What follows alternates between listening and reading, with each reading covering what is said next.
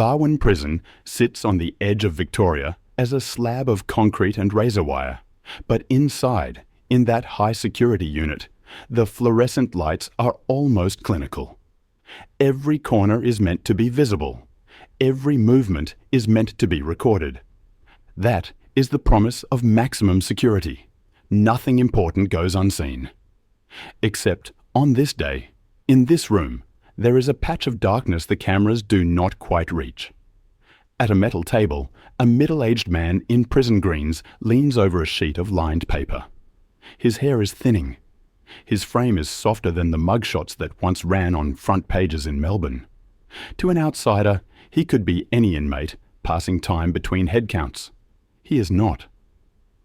Years earlier, his name had become shorthand for an era of violence. He was the Underworld figure linked to a string of executions that turned back streets and suburban car parks into crime scenes. Police and prosecutors knew that when this man moved, people had a habit of ending up dead. Now he sits quietly, pen moving in short, deliberate strokes. He is writing notes that, according to detectives, could damage reputations at senior levels of policing and politics if they were ever read in full. Allegations, names, timelines. A paper trail that, if joined to formal statements, might force Victoria to examine not only what criminals did, but what authorities allowed to happen. Outside the room, the prison routine rolls on. Officers walk past on their rounds. Doors open and close with the same dull mechanical sound. To most people in the unit, this is just another afternoon. But for the people charged with keeping him alive, this prisoner is not just another number. He is an asset, a witness, a problem. When a man who has helped drive a gangland war starts talking, he is not only putting himself at risk. He is drawing a circle around everyone whose secrets intersect with his. Some of those secrets sit inside the same system that is supposed to protect him. That is where the unease begins. In theory, every angle of this unit is covered by surveillance. Every interaction is logged. Yet there are blind spots here, and not just on the cameras. Files have gone missing in the past. Informants have been handled in ways that later defied explanation in inquiries and courtrooms. There is a history of things being known, but not written down. On paper, the man at the table is serving a life sentence for multiple murders. In reality, his story is still being negotiated. The more he cooperates, the more leverage he has. The more leverage he has, the more dangerous he becomes to people outside these walls. Inside the room, he pauses, taps the pen against the table, and looks up at the ceiling. The camera in the corner blinks its red light. Another, further down the corridor, has been reported as faulty. Repairs have been requested. They have not yet been completed. In any other prison, with any other inmate, those details might be routine maintenance. Here, they are part of a larger question. Why is a high-value witness sharing space with men who have reason to want him silent? Why is he moving around the unit with fewer restrictions than might be expected for someone who has already survived attempts on his life? Why are there gaps between what staff say was in place to protect him and what the records later show? When the violence finally comes, it is sudden, but that moment is not where this story truly starts. It is only where it becomes impossible to ignore. By the time officers respond, the damage is done. Alarms sound. Radios crackle. A medical team moves down the corridor that was meant to be the safest stretch of concrete in the state for this inmate. For a brief window, there is chaos in a place built on routine. Then, as quickly as it flared, the noise settles. Statements are taken. Timelines are drawn up. Within hours, officials will stand in front of cameras and describe an incident in controlled, measured language. They will call it a tragedy. They will insist that an investigation is underway. What they will not say, at least not immediately, is that the man lying on the prison floor had been in the process of cooperating with police. They will not talk about what he was writing, or who might have been named on those pages. And they will not volunteer an obvious truth. When someone like this dies in custody, it is not just a failure of security. It is a question mark over an entire system. To understand how a figure once at the centre of Melbourne's Gangland conflict ended up alone in that room, pen in hand, surrounded by people who could not, or would not, keep him safe, we have to step outside Barwon's walls. We have to go back, long before the cameras, the court dates and the headlines, to a time when he was not yet an Underworld name at all, but a kid growing up in suburban Victoria, starting to drift towards a very different kind of life. It is difficult to understand how a man eventually linked to some of Melbourne's most notorious underworld violence could begin life in circumstances that, on the surface, appeared largely unremarkable. To understand the path that followed, we need to sit with that early environment, not in search of excuses, but to see the pressures, absences, and subtle shifts that quietly shaped him. Nothing here predetermines what he would become, but it offers context to a trajectory that, in hindsight, seems to bend long before anyone notices. Carl Williams was born into a working-class family in Melbourne's northern suburbs. His parents were not wealthy, but they were not destitute either. They lived the kind of suburban life familiar to many Victorians in the late 1970s and early 80s. Modest weatherboard homes, families stretched across generations in nearby streets, and communities that functioned on routines built around work, school, and local sport. There was stability in that, even if opportunities were limited. For a child, it was an environment that could offer safety, or at least predictability, provided the family stayed afloat. Neighbours who later reflected on those years described the Williams household as ordinary, not particularly strict, not noticeably chaotic. His parents worked, paid their bills, and kept to themselves. There was no clear indication of neglect or abuse. There were no early reports of violence inside the home. In many ways, Carl's upbringing gave no obvious warning signs that he would one day become a central figure in a gangland conflict that left Melbourne unsettled for more than a decade. Yet, that ordinariness also concealed something else, a lack of strong direction. His childhood was not marked by overt dysfunction, but by a kind of drift. There was no clear path laid out for him, no firm expectations about education or career, and no sense that he was being pushed towards a particular future. He was not exceptional at school, but he was not significantly behind either. He did enough to get by, and for a while that seemed to be acceptable to everyone around him. School, however, did not hold him for long. By his mid-teens, his attendance had become inconsistent. Teachers noted he lacked focus, though they did not consider him disruptive or dangerous. He did not display the volatility sometimes associated with young offenders. Instead, he appeared disengaged, floating through classes without attachment.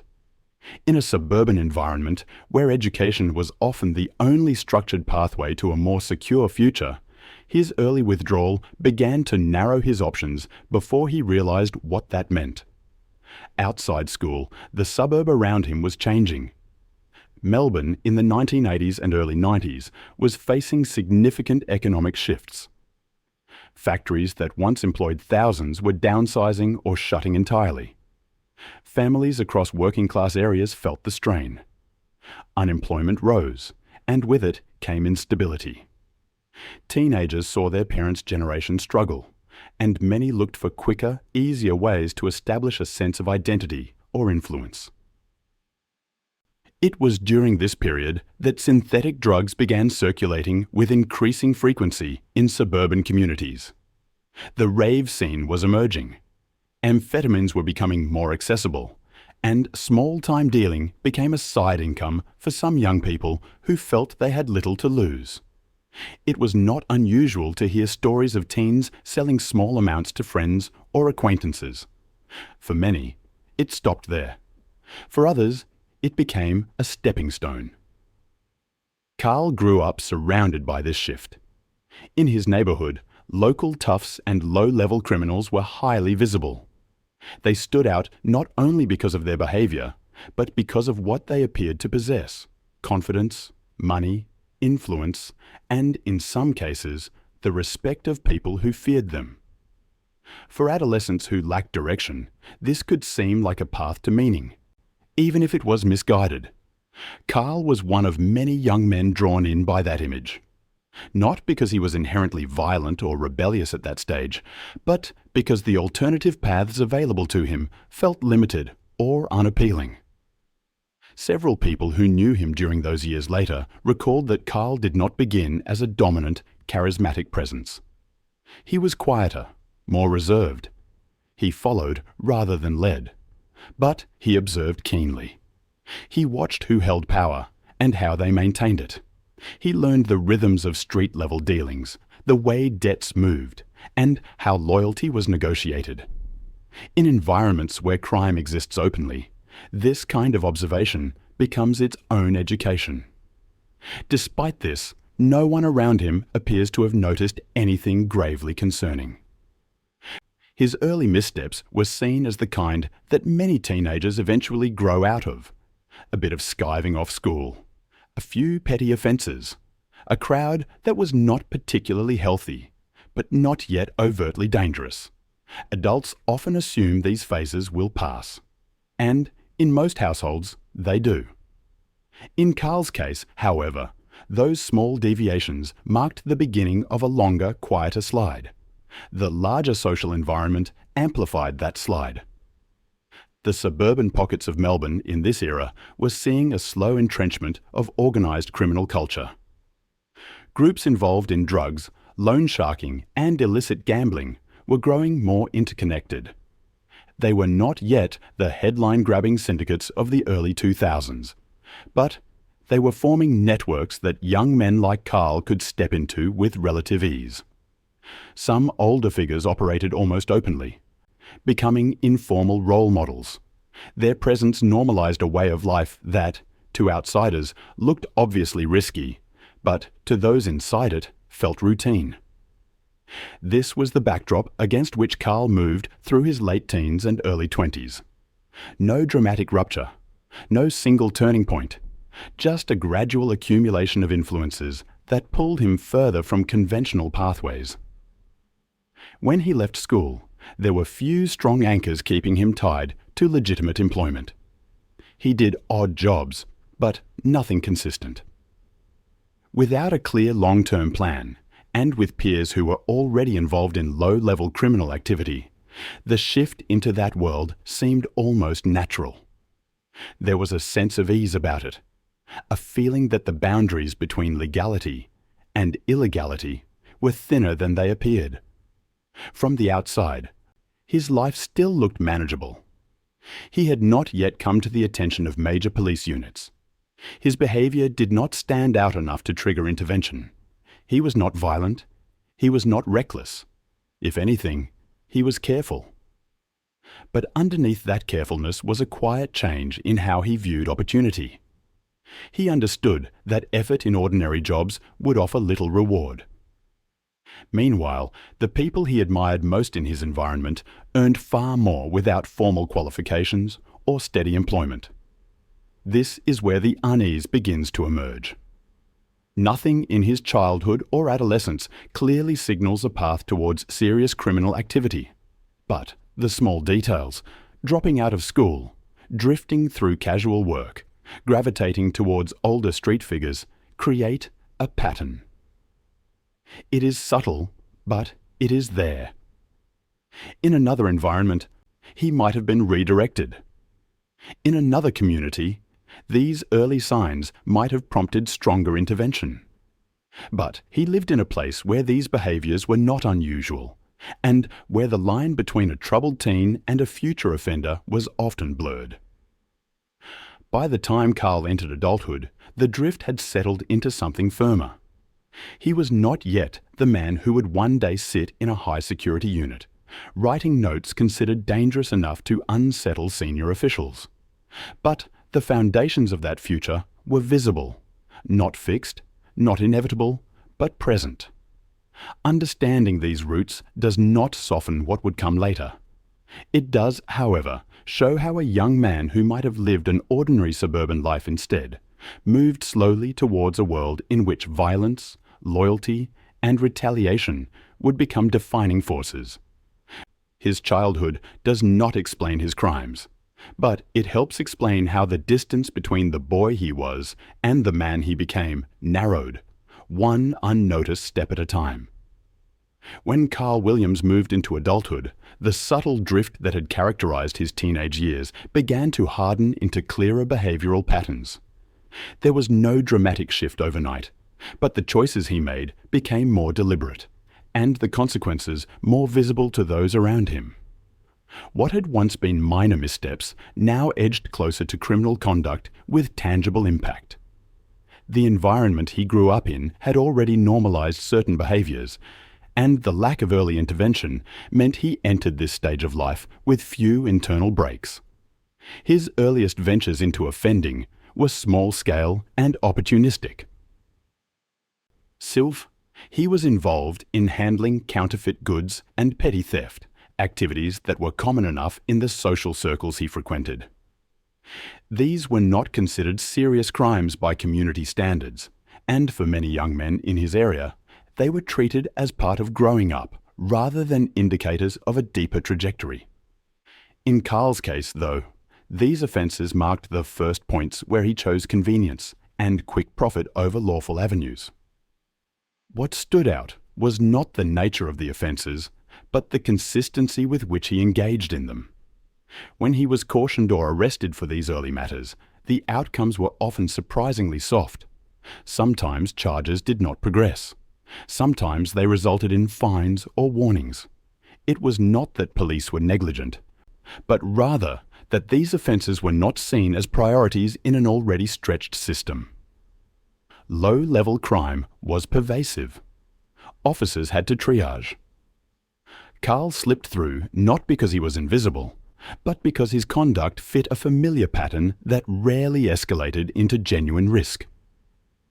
For viewers learning about this period now, the sense of frustration often comes from hindsight. Knowing what he would later become, it is difficult not to question whether more rigorous action at this stage could have shifted the path ahead.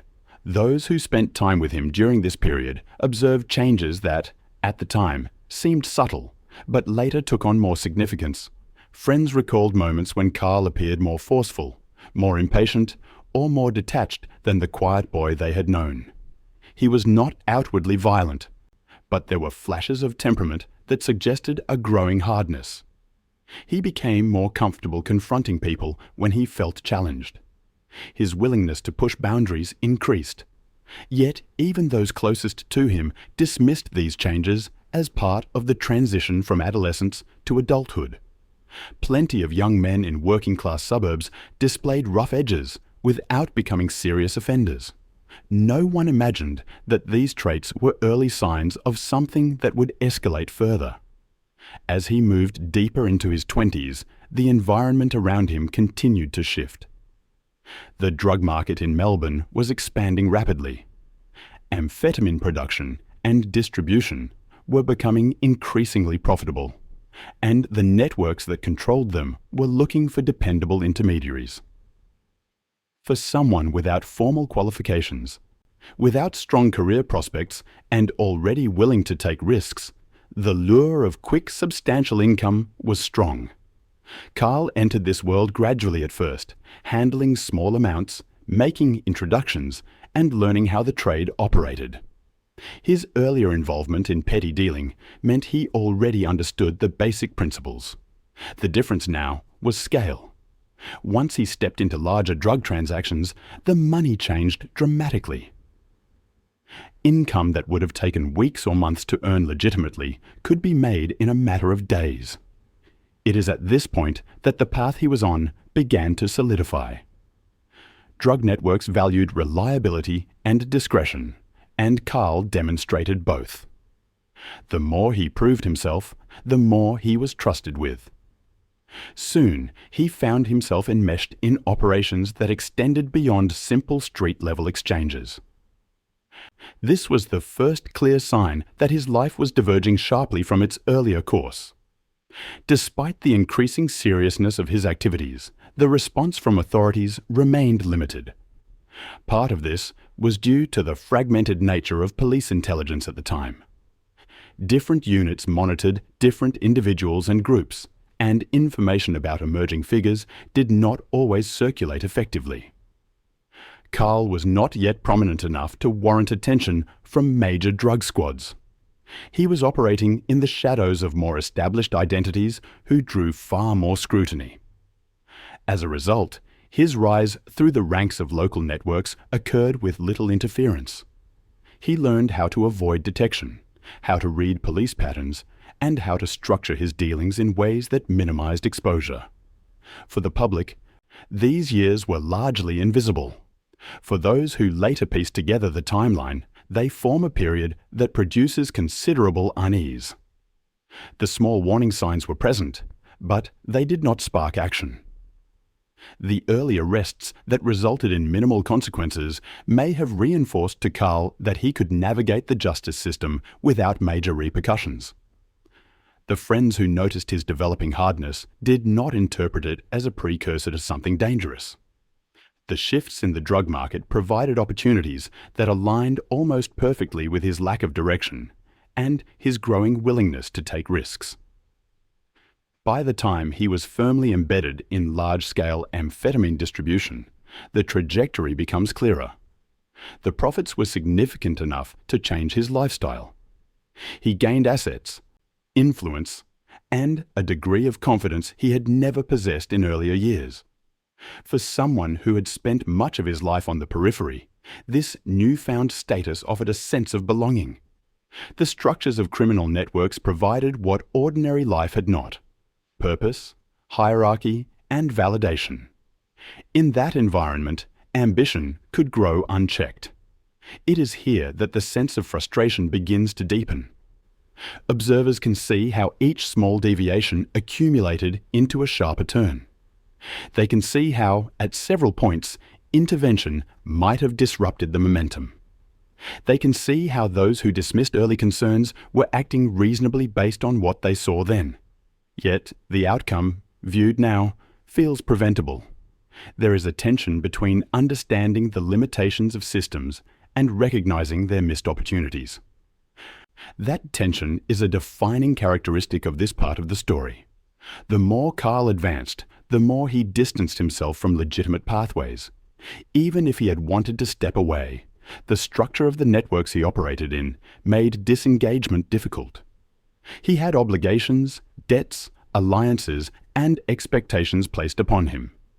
In criminal enterprises, success often brings increased risk, and he was moving into a space where disputes were resolved not through negotiation, but through intimidation, and eventually violence. At this stage, the violence was not yet his own, but he was entering a world in which violence was an accepted tool. These developments mark the beginning of the descent referred to in this section. It is not the dramatic collapse that will come later, nor the intense public scrutiny that will follow. It is a quieter fall, anchored in a series of choices that seemed minor at the time, but collectively steered him onto a path that would be nearly impossible to reverse. Each decision to take a shortcut, each moment where he benefited from lenient consequences, each instance where his behavior hardened without challenge contributed to the momentum.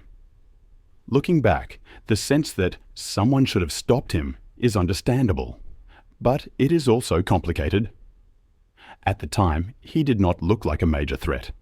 He looked like countless other young men navigating the margins of legality. The signs were visible only in fragments, scattered across different moments and different people. No one had the full picture, and no single decision point carried enough weight to trigger substantial intervention. That is why this phase carries its own distinct unease. It shows how ordinary circumstances combined with systemic gaps, can allow a person to move steadily towards danger without appearing dangerous. The tension lies not in inevitability, but in the quiet accumulation of missed chances. This part ends where the stakes begin to rise sharply. Carl Williams has not yet become a central figure in Melbourne's criminal landscape, but he is positioned on the threshold of that transformation. The networks he has entered, the relationships he has built, and the habits he has formed will soon intersect with forces far larger and far more volatile. What follows will no longer be quiet, nor hidden. It is here, at the edge of escalation, where we shift into the next stage of his story. The shift from low-level dealer to central underworld figure did not occur gradually. It was triggered by a single, violent moment that altered Carl Williams's place within Melbourne's criminal landscape and reshaped the dynamics of a long-simmering feud.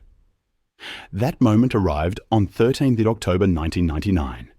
He was outside a property in Gladstone Park when a gunman approached and fired, striking him in the abdomen. He survived, but the injury marked a decisive break from everything that came before. Until then, his name had circulated within drug circles, but he was not considered a major threat. After the shooting, the conflict between Williams and the Moran family, already tense due to disputes in the amphetamine trade, intensified into open hostility. Accounts vary about what provoked the attack, but investigators later concluded that it stemmed from business disagreements and perceived disloyalty. For Carl, the shooting was not just an act of violence. It was a message from people who believed they controlled the market. For the Moran Group, it was intended as a warning. For Williams, it became the catalyst for retaliation. The injury physically weakened him in the short term, but its psychological impact was far greater. It solidified his determination to reclaim ground he felt had been taken from him.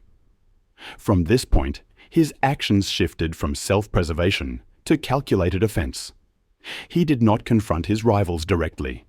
Instead, he adopted a form of distancing that would become a hallmark of the Gangland era. Rather than enact violence himself, he funded and orchestrated it. He paid individuals to carry out attacks, insulating himself from the operational risk while directing the outcome. This approach resembled the structure of organized crime groups overseas, where leaders avoided direct involvement to mitigate exposure to law enforcement scrutiny. The first major incident attributed to this new posture occurred in June 2000.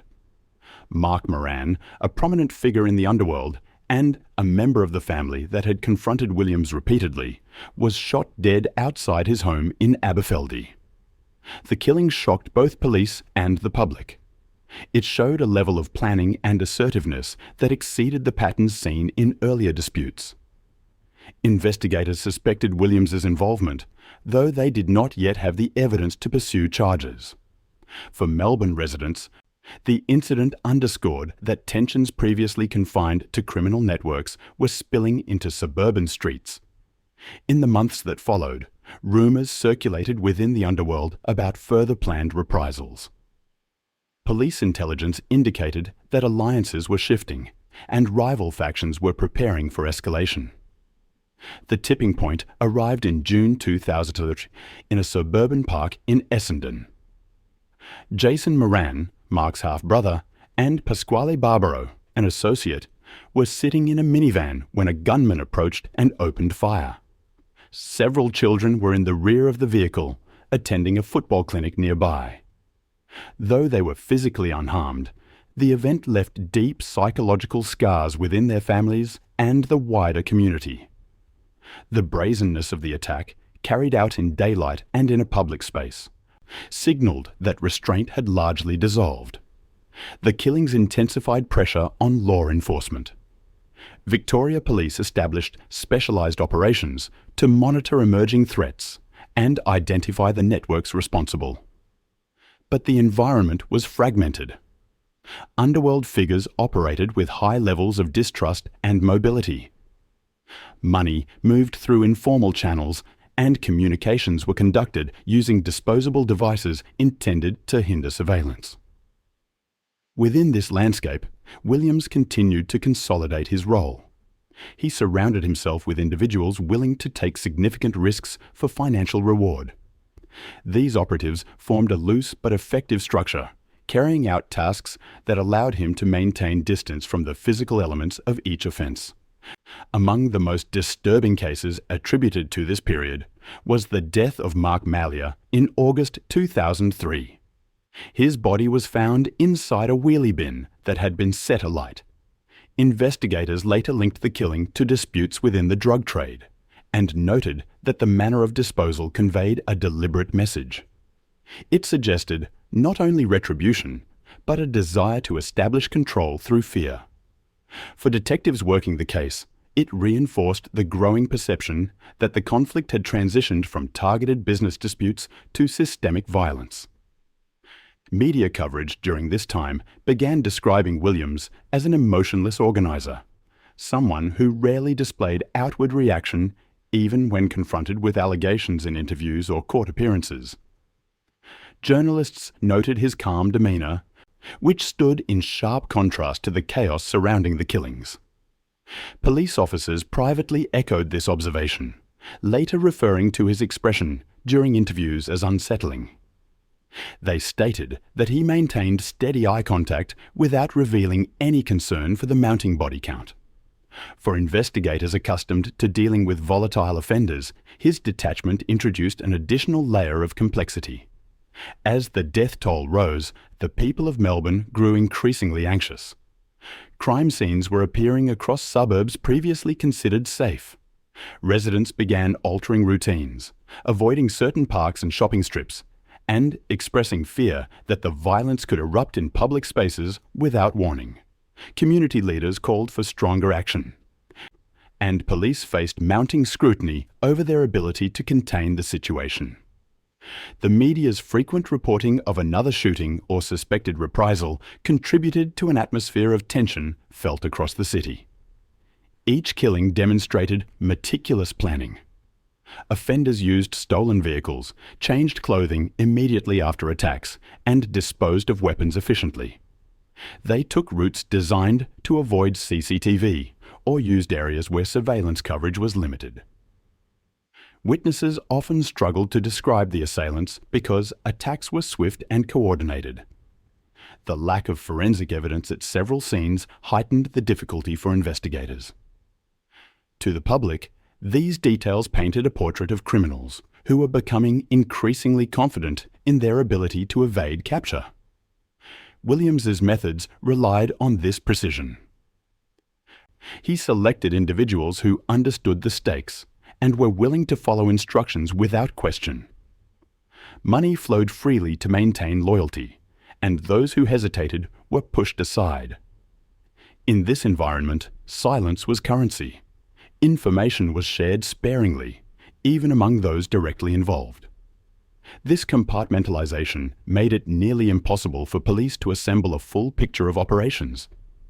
Each member of the network held only fragments, and unless one of them cooperated, the broader structure remained intact. By late 2003, the conflict had escalated beyond isolated murders. It had become a pattern of targeted eliminations, each connected by a web of business competition, long-standing grievances, and emerging power imbalances. Police homicide squads were stretched, and internal discussions reflected growing concern that the situation could worsen before stabilizing. Officers worked extended shifts, revisiting crime scenes and re-interviewing witnesses, but progress was slow. The lack of witnesses willing to speak freely further impeded investigations. For the public, the most troubling aspect was not only the violence itself, but the perception that those responsible continued to operate with relative freedom. When news outlets reported fresh developments, they often noted that no charges had been laid. As months passed, frustration deepened. Community members questioned how individuals linked to multiple killings could still be at large. This perception, whether fully accurate or not, created a sense of institutional inadequacy that fueled public anger. This phase of William's emergence as a key figure in the underworld sits at the centre of Melbourne's broader gangland narrative. It is marked by precision, retaliation, and a calculated use of proxies to maintain distance from direct involvement. Each offence reinforced the perception that he was a man willing to invest significant resources to settle disputes or expand influence. It also demonstrated how a single violent event in 1999 could trigger a sequence that reshaped the criminal landscape. As this section closes, the question that inevitably surfaces is the same one expressed by many Victorians at the time. With a series of killings linked, whether formally or informally, to the same network, and with fear spreading across the suburbs, people asked, why had the violence not yet been contained? And how was it that the central figure behind so much destabilization remained beyond reach? It is that growing tension, felt not only by the public but also within law enforcement, that propels the narrative into the next phase. The period of unchecked escalation was ending, and the focus was beginning to shift from understanding the violence to confronting the person widely believed to be directing it. As Melbourne's gangland conflict escalated, the steady accumulation of unsolved murders forced Victoria Police to confront the reality that traditional investigative approaches were no longer keeping pace with the violence. The killings attributed to interconnected underworld figures had moved beyond isolated acts. They formed a pattern of reprisals, strategic eliminations, and territory disputes that threatened to undermine public confidence. In response, Senior Command authorized the creation of a specialized unit designed to cut through the competing narratives and scattered intelligence. This became the Piranha Task Force. Established in 2003, Piranha brought together detectives with varied experience in homicide, drug investigations, and organized crime.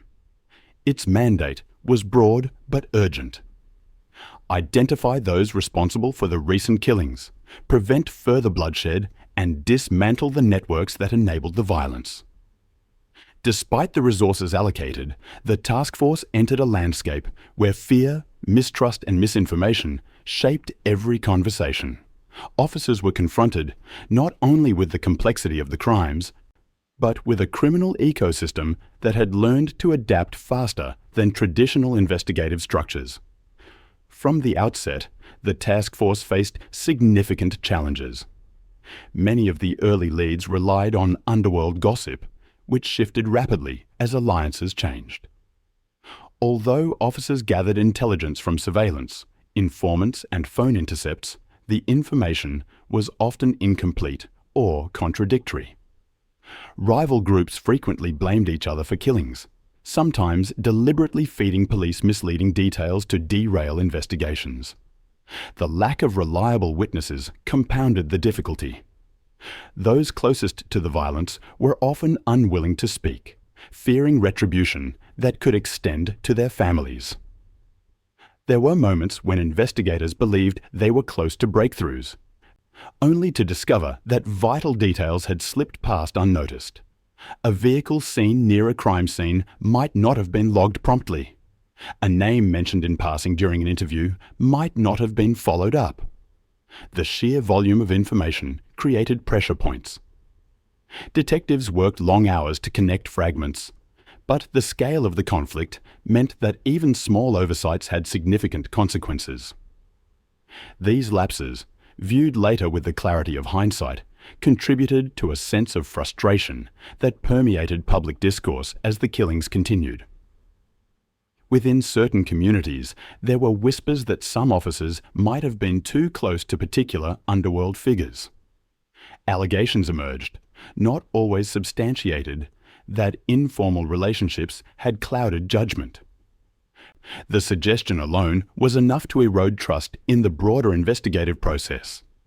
Internal oversight bodies monitored the situation, but the mere perception of compromised loyalties added another layer of complication for Piranha detectives attempting to maintain integrity while working under intense scrutiny. Despite the obstacles, there were glimmers of progress. Through phone analysis and surveillance logs, investigators identified patterns in communication between individuals suspected of involvement in the killings. Some calls spiked shortly before or after major incidents, suggesting coordination. Piranha began to narrow its focus onto specific groups, with Carl Williams's network emerging as central to several lines of inquiry. His rise from mid-level dealer to key underworld figure had occurred with remarkable speed, and the systematic nature of the killings suggested an organizer who understood how to maintain distance from direct involvement. The first promising breakthrough came when a member of Williams's extended network was arrested on unrelated charges. During early interviews, he appeared unsettled, hinting that he possessed information about several major incidents. Detectives sensed an opportunity. If they could secure his cooperation, even partially, they might finally piece together a clear timeline linking the killings. Over several days, officers worked to establish rapport, offering protection measures and reduced charges in exchange for testimony. The man appeared receptive and indicated he was prepared to provide names and details that would clarify the operational structure behind multiple offences. However, before formal statements could be taken, he was found dead. The circumstances surrounding his death were contentious and prompted internal reviews. Whether it was the result of targeted retaliation or a separate incident unrelated to his cooperation remained a subject of debate.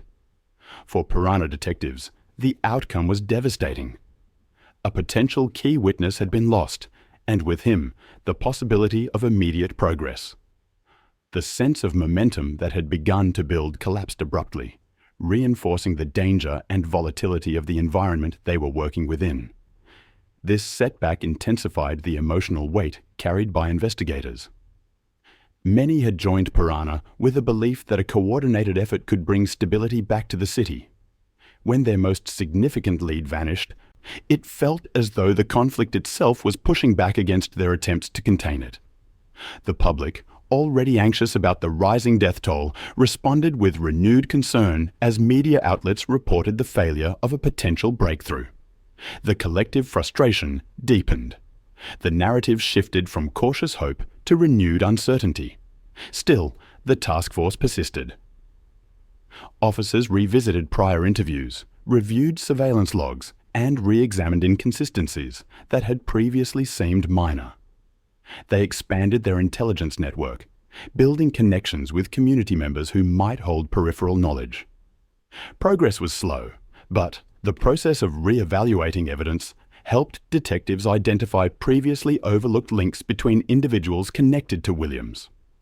Patterns in financial transactions, phone records, and meeting locations began to align, offering a more coherent picture of the network structure. It was during this recalibration phase that a figure emerged who would ultimately reshape the direction of the entire investigation. The person's identity was initially kept tightly controlled within the task force, known only to a small number of senior officers. This individual was positioned close enough to key underworld actors to provide insight, yet detached enough to maintain plausible deniability. When detectives first spoke with them, the information was tentative but promising. Over time, however, their willingness to share details grew, and they began supplying intelligence that connected previously disparate threads. For Piranha, this development marked a turning point. The information provided did not immediately solve cases, nor did it lead to instant arrests. Instead, it offered clarity. It helped detectives understand the motivations behind certain killings, the relationships between rival groups, and the internal pressures that had shaped Williams' decisions. In an environment where speculation and misinformation had dominated, these verified insights brought the task force closer to establishing a narrative supported by evidence rather than rumor. This informant would later become one of the most significant assets in the investigation. though their involvement remained hidden from public view at the time. Their contributions helped shift Piranha's focus from reactive investigation to proactive strategy. Instead of responding to each new incident as it occurred, detectives began anticipating potential conflicts and identifying opportunities to intervene. This change in approach allowed them to channel their resources more effectively. Nevertheless, the atmosphere remained tense. Every small success was tempered by the reality that violence could erupt again without warning. The task force operated in a state of constant vigilance, aware that a single misstep could result in another death. The emotional cadence of the investigation mirrored this uncertainty. Hope emerged briefly whenever new information surfaced, only to be overshadowed when leads faltered or tensions escalated. It was a cycle repeated several times as the task force navigated the complexities of the underworld. By the end of this phase, one thing had become clear to Piranha investigators. The conflict was no longer just a battle between rival criminal groups. It was a test of the system's ability to confront an organized, adaptive, and deeply entrenched criminal structure. The emergence of the confidential informant signaled that the balance was beginning to shift, but the task of turning intelligence into concrete action remained fraught with risk. This section concludes at the point where that shift becomes undeniable. A previously opaque world was starting to reveal its contours. The task force now held information that could fundamentally alter the trajectory of the investigation. What lay ahead would not be straightforward, but for the first time, detectives could see a path forward that might lead them out of the cycle of reaction and into a strategy capable of confronting the forces behind the violence. It is from this fragile but crucial turning point that the next stage of the story begins. When Piranha's work began to solidify into a coherent case theory, the picture that emerged was confronting in its clarity. What had initially appeared to be a chaotic series of reprisals and opportunistic killings was gradually revealed as a structured sequence of decisions, many of which aligned directly with Carl Williams's interests. The evidence did not arrive all at once. It surfaced in fragments, documents, intercepted calls, financial traces, and witness statements, each one adding a layer to a narrative that had previously been obscured by rumor and intimidation. One of the most significant breakthroughs came from a detailed review of financial activity associated with Williams and those within his circle. Large cash withdrawals appeared shortly before several major incidents. While cash transactions were common within the drug trade, the timing and consistency of these movements raised questions. When detectives cross-referenced these withdrawals with communication logs, a pattern began to form. Disposable phones, burner devices purchased anonymously, appeared briefly on the network, made a series of calls, and then disappeared entirely. The rhythm of these communications aligned closely with the operational windows of several homicides. The task force also uncovered coded messages, passed verbally or through intermediaries, conveying instructions that were later reflected in the actions of contracted offenders. These instructions were rarely explicit in language, but the context suggested clear intent. Certain words or phrases appeared repeatedly, signaling preparation, confirmation, or completion. Detectives eventually mapped out these sequences, demonstrating how Williams maintained oversight without directly exposing himself. Each layer of evidence was circumstantial on its own, but collectively it provided a compelling account of coordination. As investigators presented this growing body of material to prosecutors, the emerging portrait was stark. There was evidence linking him to the funding, planning, or facilitation of at least 10 killings, either through direct financial support or through the orchestration of people who carried out the acts. The scale of his involvement was not merely opportunistic, it was systematic.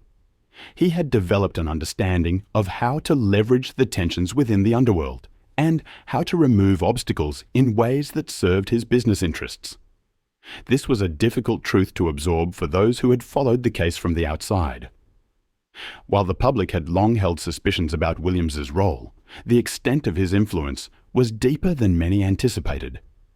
The fact that several killings took place in public spaces, some in proximity to children, made the revelations all the more confronting. The investigative documents laid out decisions that were deliberate, calculated, and devoid of emotional attachment. They reflected a mindset focused not on retaliation, driven by anger, but on the strategic elimination of threats. When questioned later, witnesses who interacted with Williams during this period recalled that his demeanor rarely changed, even when discussing matters involving serious harm. He spoke in practical terms, as though the events were components of an operation rather than the taking of human life. To him, these decisions were extensions of business. Disputes were resolved not through negotiation, but through the removal of those who impeded profitability or influence. Detectives described this outlook not as overt cruelty, but as a form of detachment that made the violence possible. In interviews, he addressed questions with a level of calm that prosecutors later viewed as unsettling. The psychological distance evident in his language became a recurring theme as more information surfaced. Witnesses who eventually agreed to testify stated that he rarely spoke about individuals in personal terms. He referred instead to roles, positions, or liabilities. This approach reduced people to elements within a broader system. The emotional implications of violence were secondary, if considered at all. In the context of a prolonged gangland conflict, this mentality contributed to decisions that caused profound and lasting trauma. As the truth became public, the impact on victims' families was immediate and intense. For years, many had lived with uncertainty, unable to fully understand why their loved ones had been targeted. While some had suspected the existence of organized motives, the formal confirmation of Williams' involvement reopened wounds that had never fully healed. Mothers whose sons were caught in the crossfire of drug disputes spoke through tears in interviews, describing lives interrupted in ways they still struggled to articulate. The weight of their loss was evident, not only in what they said, but in the silence that followed. Particularly disturbing for the community were the accounts of children who had been present during the Essendon attack in 2003. Though they were not physically harmed, the experience left a psychological imprint that persisted well into adulthood. Some spoke of recurring nightmares, anxiety in public spaces, and difficulties understanding how violence of such magnitude could occur in an environment where they had once felt safe. Their families described years of counseling, behavioral changes, and a loss of trust that could not be easily restored. These were the human costs that statistics and case files could never fully capture. As Piranha presented its findings to the public, there was a sense of collective shock. Many had followed media reports throughout the Gangland era, but the detailed exposition of Williams's role brought a new level of comprehension. It stripped away the mythologized image sometimes attached to underworld figures and replaced it with a sober, disturbing reality. The violence was not driven by impulsive rage or cinematic bravado. It was transactional. It was planned. And it left deep fractures across multiple families and communities. This understanding ignited anger in sections of the public. There was frustration at how long the violence had continued before decisive action was taken. Questions arose about whether earlier interventions could have prevented some of the deaths. Debates intensified around policing strategies, resource allocation, and the challenges of investigating criminal networks that rely heavily on silence and intimidation. While many acknowledged that Piranha had ultimately achieved significant breakthroughs, there was a lingering sense that the system had taken too long to respond. In court hearings that followed, prosecutors laid out the evidence meticulously, demonstrating the connections between Williams's financial decisions, communication patterns, and the actions of offenders who carried out the killings. Defense counsel presented counter-arguments, highlighting gaps in evidence and questioning the reliability of certain witnesses. But the cumulative effect of the task force's work was difficult to refute. Each layer of testimony, each intercepted call, each transaction reinforced the broader narrative of orchestration. The revelations triggered complex emotional responses. The public was confronted with the stark contrast between the calculated nature of the offences and the very human consequences they produced. There was no sense of closure in learning the truth.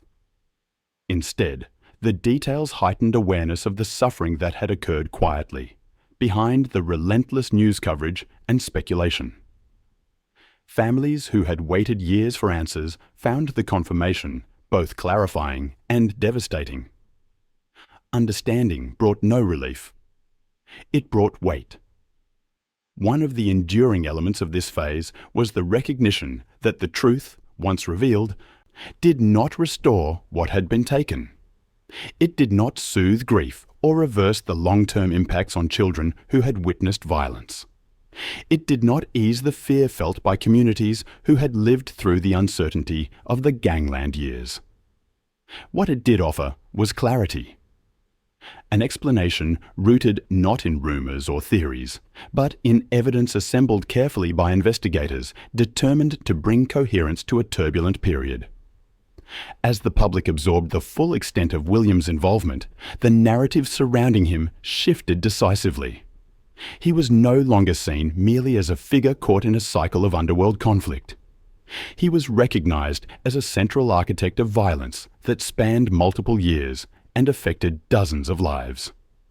This acknowledgement was difficult, confronting and deeply painful, but necessary for the community's understanding of what had transpired.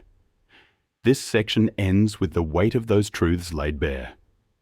The revelations are not presented as spectacle. They are presented as facts that demand recognition. The extent of Carl Williams's role in the Gangland era is now clear, supported by evidence that withstands scrutiny. It is an unvarnished account of a man who directed violence with detachment, leaving families and communities to carry the consequences long after the events themselves ended. What follows from here is not immediate resolution, but the beginning of a legal reckoning. The next phase will shift from the exposure of truth to the formal judgment of it, as the justice system confronts the task of responding to crimes whose impact extended far beyond those who were directly involved. By the time the case against Carl Williams reached the Supreme Court of Victoria in 2007, the city had already lived through almost a decade of fear, speculation, and grief. The Gangland conflict had left families shattered, communities anxious, and investigators exhausted. The Piranha Task Force had pieced together a narrative that showed clear patterns of orchestration, financial direction, and strategic elimination.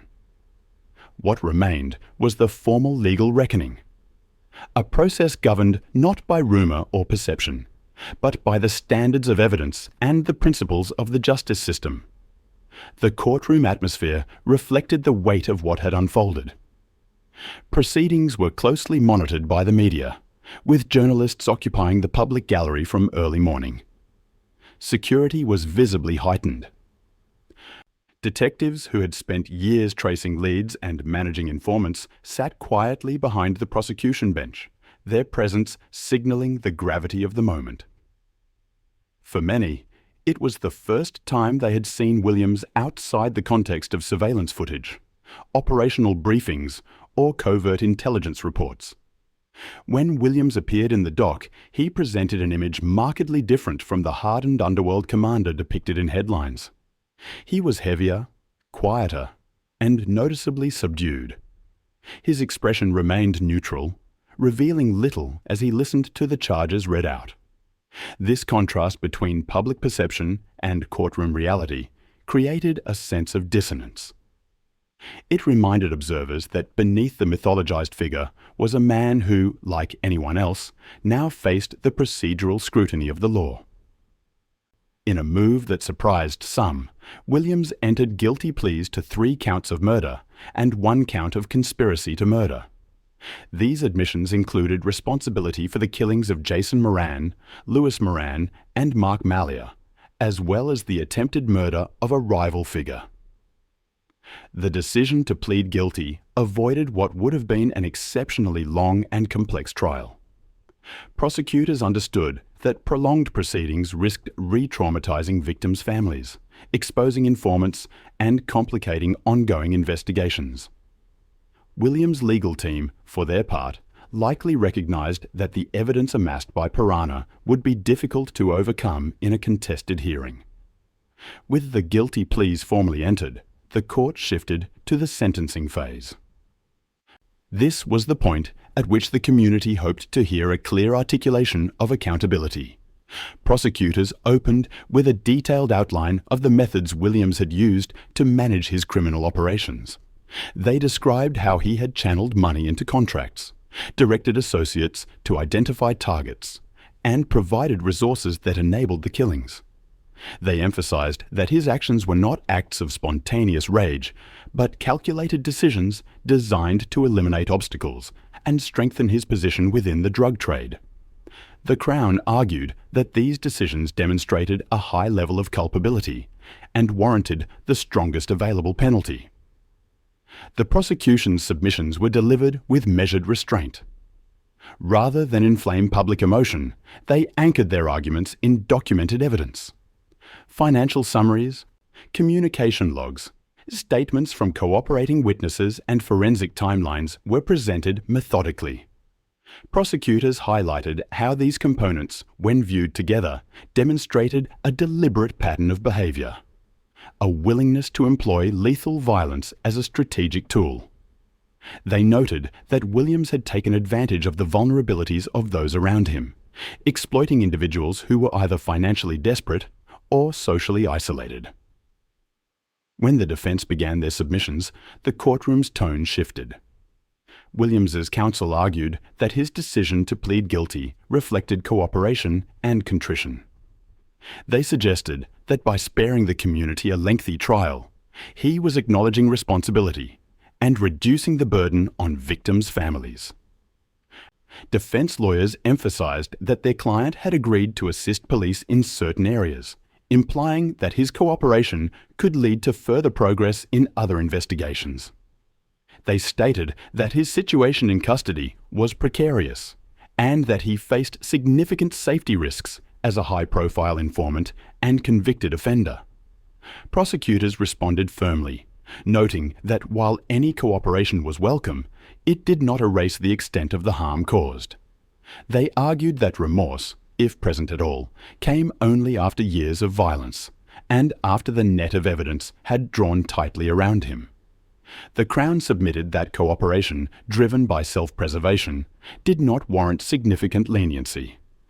They stressed that multiple families would never recover from the loss of their loved ones, and that the community had endured years of fear due to the actions orchestrated by Williams. The dynamic between prosecution and defense reflected broader societal tensions. Outside the courtroom, debate was already intensifying. Talkback radio, newspaper columns, and public forums were filled with strong opinions. Some argued that Williams should never again have the opportunity to walk free. Others believed the justice system needed to uncover the deeper structures behind the Gangland era and feared that harsh sentencing might discourage potential cooperation from other key figures. A smaller group questioned whether the criminal environment that produced Williams had been allowed to flourish due to institutional blind spots. As sentencing submissions continued, these questions reached the courtroom indirectly. They surfaced through references to systemic failures, investigative obstacles, and the broader conditions that had enabled such a violent period to take hold. Prosecutors acknowledged that the Gangland killings had been shaped not only by criminal decisions, but by the gaps within the system, gaps that had allowed figures like Williams to operate with relative impunity for years. Defense counsel echoed aspects of this argument, though with different intent, suggesting that systemic issues had contributed to the escalation of violence and should be considered when assessing Williams's actions. The presiding judge listened carefully throughout. When he began delivering sentencing remarks, the courtroom fell into a concentrated silence. His words were measured, precise, and anchored firmly in the law. He acknowledged the severity of the offences and the profound impact on victims' families. He noted the trauma inflicted on children who had witnessed violence, the fear experienced by communities, and the strain placed on law enforcement. He recognised Williams's guilty pleas as a factor in mitigation, but made clear that their weight was limited in light of the seriousness of the crimes. The judge described the killings as cold, deliberate, and undertaken for financial or strategic gain. He emphasised that they represented a grave disregard for human life and a willingness to inflict harm to consolidate power. He rejected the argument that cooperation demonstrated substantial remorse, noting that true remorse would ordinarily manifest earlier and in different forms. The court formally imposed a life sentence with a non-parole period of 35 years, effectively ensuring that Williams would spend most of his remaining life in custody.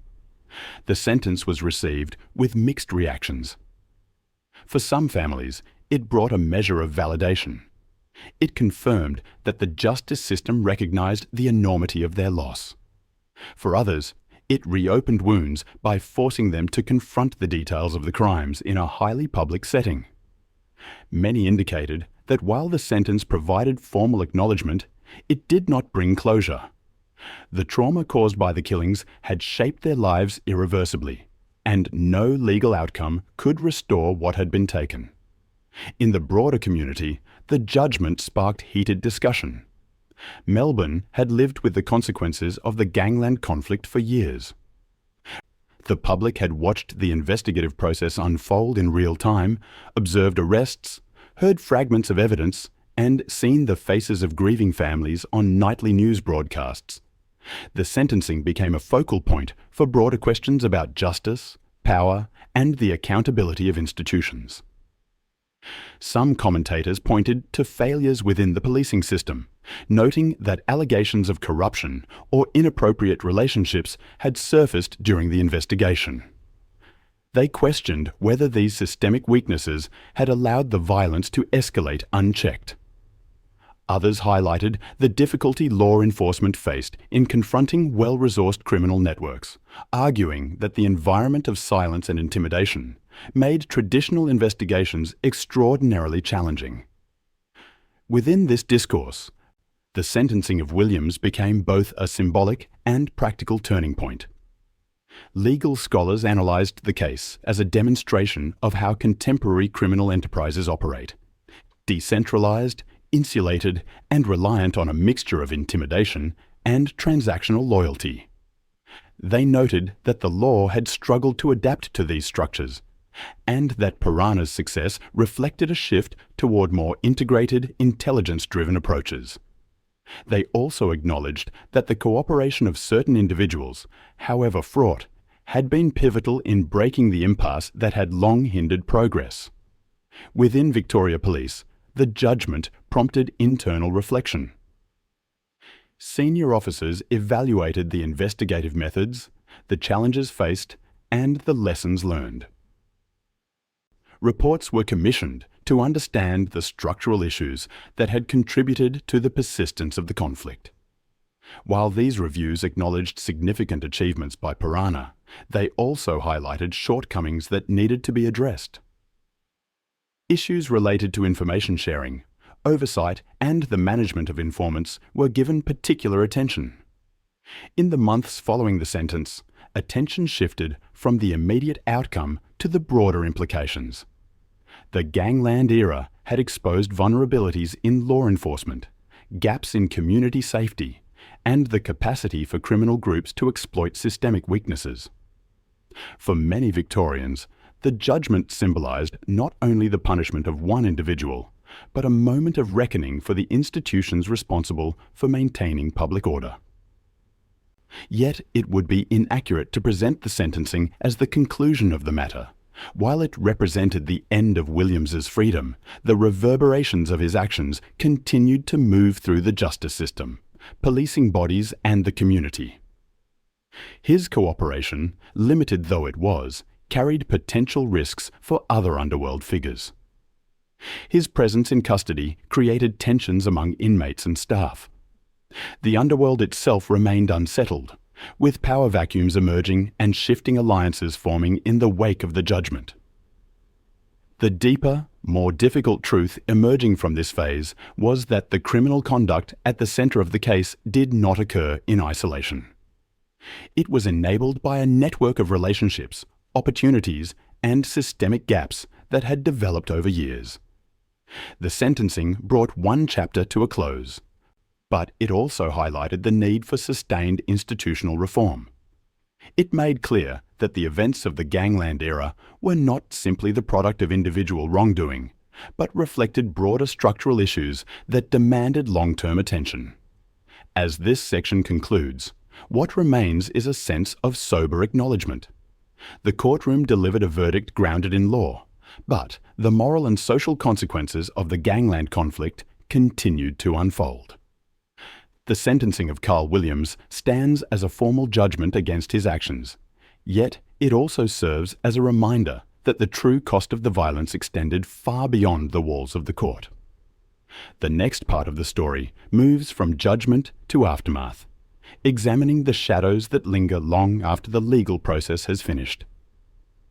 When news broke in April 2010 that Carl Williams had died inside Barwon Prison, the public reaction was immediate and unsettled.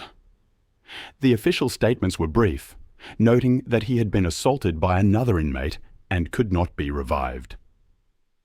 But the details that emerged in the following hours and days deepened the sense of unease. This was a maximum security facility, housing some of the state's most dangerous offenders. Yet, early reports indicated that the camera overlooking the area where Williams was sitting had malfunctioned. Staff who might ordinarily have been nearby were not present. The inmate who attacked him had a history of violence well known to corrections authorities. Each of these details raised questions that were difficult to ignore. Corrections Victoria initiated internal reviews. ARO and external agencies signalled the likelihood of further inquiries.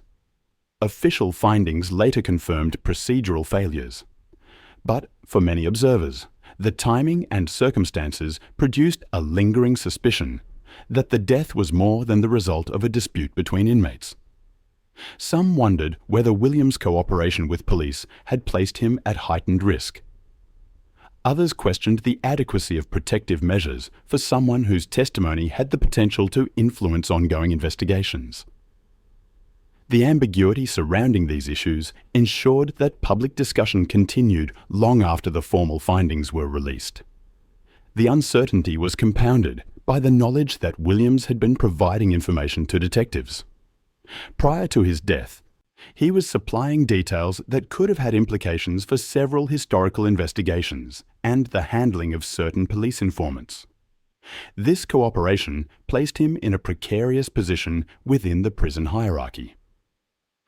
Offenders who assist authorities often face serious danger inside correctional facilities, where unwritten rules differentiate those who maintain criminal loyalties from those who break them. Whether his death was directly related to his cooperation, or whether it stemmed from internal tensions within the unit remained a subject of debate.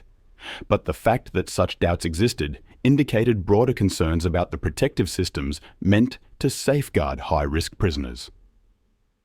In the broader narrative of the Gangland era, Williams's death marked a moment of unresolved tension rather than finality. It forced both the public and institutional actors to confront the fragility of the mechanisms designed to maintain accountability. If a man whose cooperation was considered valuable could be killed in a setting built around surveillance and control, what did that suggest about the vulnerabilities within the correctional system? These questions did not have simple answers, and their complexity formed part of the legacy that would follow. The impact of his death on Melbourne extended beyond institutional reflection. The Gangland conflict had already reshaped public consciousness. exposing the extent to which organized crime had permeated parts of the city. The violent events of the preceding decade had highlighted deficiencies in policing, oversight, and intelligence sharing. In the aftermath, several reforms were implemented. Police agencies revised their informant handling procedures, established clearer supervisory structures, and introduced more rigorous documentation standards. These changes were driven in part by lessons drawn from the handling of Williams and his associates. Investigations into historical offences were reopened or reconsidered. Some aspects of the Gangland timeline that had previously been accepted were re-examined with greater scrutiny. Detectives revisited cases that had stalled due to insufficient evidence or inconsistent witness accounts. The new approach emphasized transparency and accountability, reflecting a desire to avoid repeating past mistakes. These efforts were not always successful in producing fresh conclusions, but they signaled a shift in how law enforcement approached the complex history of the Gangland years. Yet, the legacy of the conflict was not confined to institutional reform. Its human impact remained pronounced and enduring. For the Moran family, the losses were profound. The deaths of Jason and Lewis had already devastated their immediate circle, fracturing family structures and leaving children to grow up without fathers. Their grief did not fade with the sentencing of Williams, nor with his death. The trauma settled into the long arc of their lives, influencing relationships, emotional well-being, and their view of justice. For surviving members, the closure promised by legal proceedings proved incomplete. The families of other victims carried similar burdens. They navigated anniversaries marked by absence and memories complicated by the public nature of the violence. The constant presence of media coverage, documentaries, and renewed public interest made it difficult for many to move forward. For some, the knowledge that their loved ones had been caught in disputes far larger than themselves remained a source of ongoing sorrow. They spoke quietly about the ripple effects, how trauma reappeared in unexpected ways, affecting children who are now adults, and shaping the choices and stability of the next generation. Among those who witnessed the violence firsthand, such as the children present during the Essendon attack, the long-term impacts were significant. Many continued to experience anxiety in crowded places, or struggled with memories that felt intrusive years later. Their families described the ongoing challenge of supporting them through the aftermath of events they were too young to fully understand at the time. Mental health professionals who worked with survivors noted patterns of hypervigilance and disrupted sense of safety that persisted well into adolescence and adulthood. The Gangland conflict also left its mark on communities across Melbourne.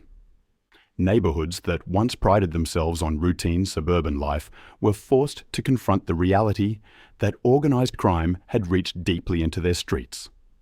Parks, car parks, and local businesses became the backdrop to violence. Residents remembered the tension of those years, the fear that another shooting might occur, the sense of instability that accompanied each new headline, and the worry that the danger might extend beyond the criminal world. These collective memories contributed to a shift in community identity, one shaped partly by resilience and partly by lingering apprehension. The justice system, too, felt the weight of the era. Judges, lawyers, and detectives who worked through the Gangland period carried the knowledge that some cases had pushed legal and investigative frameworks to their limits. The pressure to resolve complex chains of violence had tested the boundaries of procedure. Some reflected later that the experience reshaped their perspective on the balance between efficiency and due process. Internal debriefings within policing bodies highlighted the need for stronger institutional safeguards to prevent similar crises in the future. Within criminology circles, the Gangland era became a case study in how organised crime evolves within urban environments. Academics drew attention to the intersection of socio-economic factors, policing structures, and interpersonal loyalties. They examined how seemingly minor disputes escalated into protracted cycles of violence and how the absence of early intervention contributed to the scale of the conflict. The death of Williams added another layer to these analyses, prompting debate about the responsibilities of correctional institutions and the complex ethics surrounding informant management. Despite all these discussions, one question remained at the forefront of public conversation. Did the death of Carl Williams mark the end of the Gangland conflict, or merely the conclusion of one chapter within a longer, more diffuse struggle? The answer depended on who was asked. Some argued that his death symbolized the dismantling of a power structure that had dominated the early 2000s. Others pointed out that organized crime did not disappear. It adapted. New groups emerged, new markets evolved, and new tensions developed beneath the surface of the city. For many Melburnians, the most unsettling aspect of the Gangland legacy was not the violence itself, but the silence that often surrounded it. Silence from witnesses too afraid to speak. Silence from those within institutions who might once have raised concerns. Silence from individuals connected to criminal networks who chose self-preservation over accountability. This silence, in various forms, allowed the violence to escalate unchecked. It also made the eventual revelations all the more jarring, as the truth surfaced not through open confession, but through painstaking investigation and incremental exposure. As the years passed, the story of the Gangland era became part of the city's collective memory.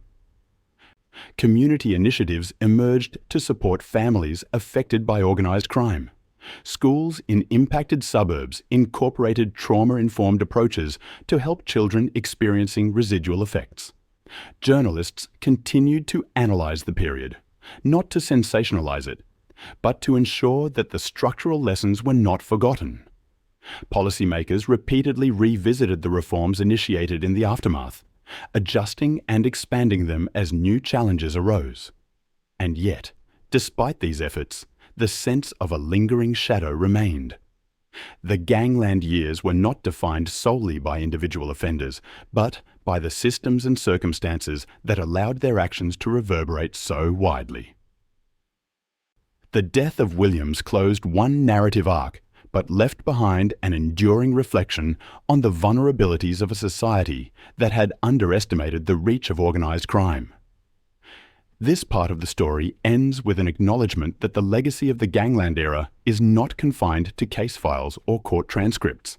It lives in the families who carry grief into each new generation, in the communities that remember the sound of sudden violence, and in the institutions that continue to rebuild trust. And in the quiet that followed Williams's death, one truth seemed to echo above all others. Sometimes darkness does not announce itself through noise. Sometimes it thrives because no one speaks soon enough.